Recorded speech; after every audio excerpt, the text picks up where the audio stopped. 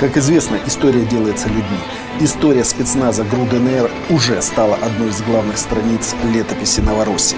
Проследить славные подвиги этого легендарного подразделения можно по событиям в жизни отдельных героев. Один из них, командир роты с позывным «Капа», взял в руки оружие, потому что не мог поступить иначе. Всю улитку. Огонь! Потому что брат на брата пошел, и пошло стравливание.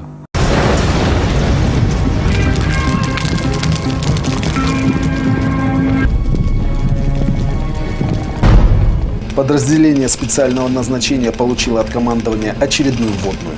Бойцы были брошены на Дибровку. Под командованием Крота, командира батальона. Мужик он отличный, слов нет. Была поставлена задача зачистить село Дибровка от киевской хунты, ну и, соответственно, вот этого правого сектора, этих карателей непосредственно. На тот момент мой командир был спец с позывным. Нацгвардия, его схватили раненого и облили бензином, а потом его сожгли. Потом был бой за 185-ю высоту. Безымянную, но стратегически важную. 185-ю высоту удерживали ВСУ Украины совместно с американцами. Секреток их было очень много. Та высота, она была еще со времен Великой Отечественной войны. Блиндажи, окопы монолитные. Мы взяли ее с 4-го раза. Сделали все очень красиво. Нас спасло то, что они были в секретках все пьяные.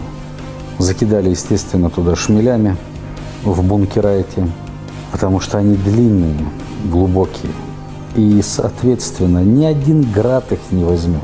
Просто пробить такие бункера нужна ствольная артиллерия, тяжелая, именно кумулятивного заряда, которая прожигает бетон перед собой. И вот только таким образом уничтожать можно такого типа блиндажей.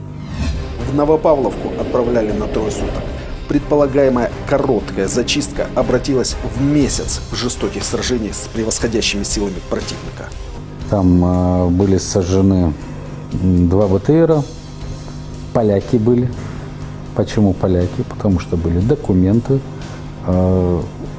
смертник, медальон. И нам нельзя было показывать, кто мы есть на самом деле. Бойцы невидимого фронта. Пришел, увидел, победил. И растворился. Было 47 человек.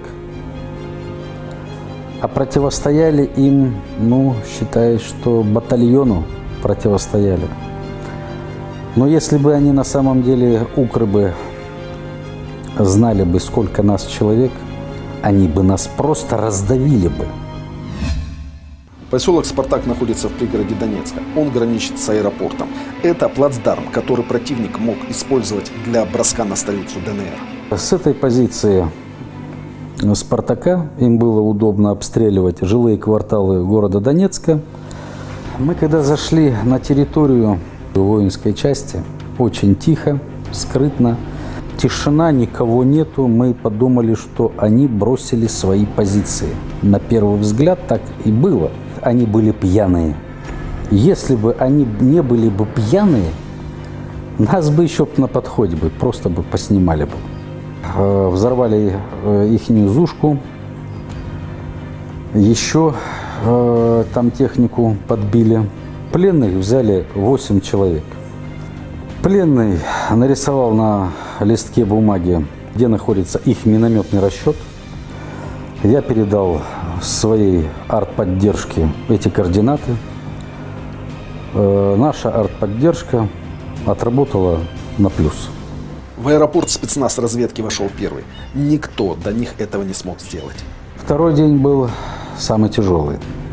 Когда мы зашли на территорию аэропорта, зачищая здание за зданием, мы удерживали позиции. 4 суток. Потом пришла ротация. Нас поменял Моторола. Кольцо вокруг Дебальцева сжималось. Армия ДНР теснила оккупантов. 29 января в Углегорске командир роты Капа получил первое серьезное ранение. Было наше подразделение, подразделение Хмурого, подразделение Пушкина, Андрея Пушкина, подразделение Сокола. Работал пулеметный расчет, который нам не давал для прохождения остальной группы на дальней позиции Углегорска. Мы группа из 5 человек. Я, Комиссаров, Доберман, снайпер, Хамзат и еще один человек пошли туда. И именно подошли так близко. Мы выскочили за пределы дома, то есть на улицу. И увидели группу людей, одеты были один в один, как мы. Тут Комиссаров мне говорит: Капа, говорит, это укропы. Я когда обратил внимание на руку ихнюю, я увидел желтые повязки, вот это все. Я же им маякую, уже и пошла импровизация. Я им показываю, типа, мы туда пошли.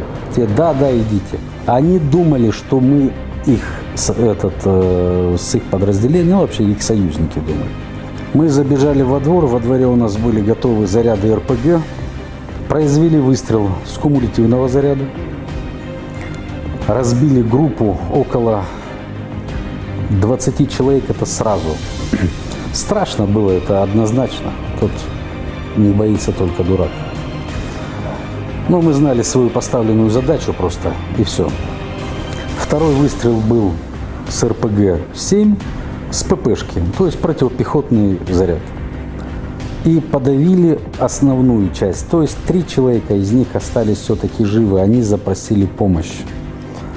Мы забежали в дом, когда Комиссаров мне сказал, укропы зашли во двор, а у меня до этого на F1 гранате были раздвинуты усики. Я выдернул кольцо, кинул туда. 3 положил сразу. Один был очень сильно раненый, он орал, до безумия орал. В оконцовке потом его уже свои же и добили. Когда все-таки другая группа поддержки укропской зашли во двор и кинули РГД-5, я ее разглядел, она прямо передо мной лежала, крутилась. При взрыве разлет осколков составляет до 20 метров. Я бросаю автомат и закрываю лицо. Вот у меня 2 шрама, которые у меня остались. Да, конечно, удар был очень сильный. Спасла меня разгрузка. Приняла взрывную волну на себя. Соответственно, вот у меня в руке, в ноге уже там часть осколков достали при операции. Потом они вызвали подкрепление, приехало 2 БТРа. И они с КПВТ начали расстреливать дом бронебойно-зажигательными трассирующими. И дом начал разгораться.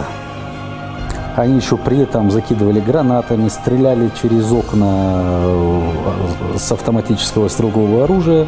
И все. То у меня осталась последняя граната F1. Я раздвинул усики, выдернул кольцо, выкинул его сразу и держал в руке на случай, если уже зайдут, то уже ничего не остается делать, как разжать руку только и все. Потому что на тот момент уже ни страха, ничего не было. Но спас нас пожар, который должен был уничтожить нас. Естественно, у меня когда куртка пропиталась кровью, она мне и послужила фильтром. Я дышал через нее хоть как-то. В оконцовке, когда я уже чувствовал, что не мог уже дышать через куртку, но уже было тихо. И думал, что будет, то будет. То, которое разбитое окно надо мной было, Я открыл, сделал 2 глотка свежего воздуха, а пламя у меня уже все, у меня на заднице ожог сильно, у меня сгорели вещи на мне. 200-й, который укропы сами своего добили, он лежал как раз под окном. Я, соответственно, вывалился на него, смягчил себе удар. Тут же перелез там от стены, от окна до сарая с углем. Ровно метр был, может быть 1,20 м. Я залез туда. Все полыхало, колыхало. Слышал голоса на улице. Я чувствую, что уголь, который был высыпан на улице возле укропа, он поджег укропа. Неизвестно, откуда взялись силы встать и идти. Боли он уже не чувствовал. Шел, потому что знал, впереди свои. Вопреки всему, боец выжил. И меня узнали по моему перстню, который был подарен. Потому что лицо было в угле, в крови. Война не дала командиру залечить раны. Бой за Логвинова стал адом. У бойцов заканчивались патроны. Ротный должен был спасти своих ребят. В Логвиново были непрерывные на протяжении 13 часов обстрел наших позиций. Естественно, как командиру мне ничего не оставалось делать. Я все, что у меня в оружейке было, я в этот момент был в Донецке. Выхаживался, обрабатывали ранения. Я загружаю полный бусик, беру еще группу бойцов в помощь, раненых, те, которые могут передвигаться, которым тоже тяжело.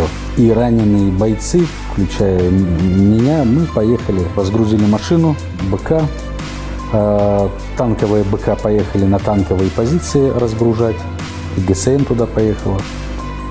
И через 10 минут прозвучали 3 хлопка вдалеке.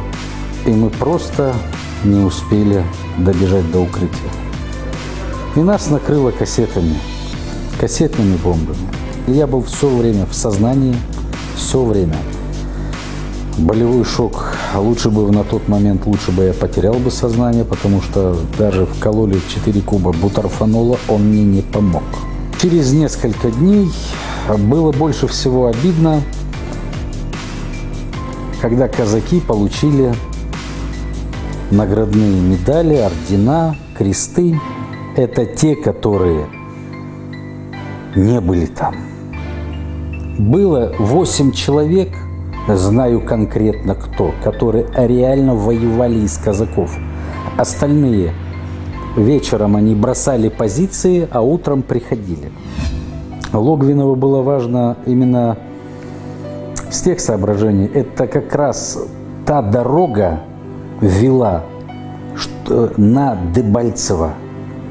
И они хотели взять именно Логвиново, то есть не дать возможность нам взять Логвиново, чтобы вывести свои польские войска из котла Дебальцевского.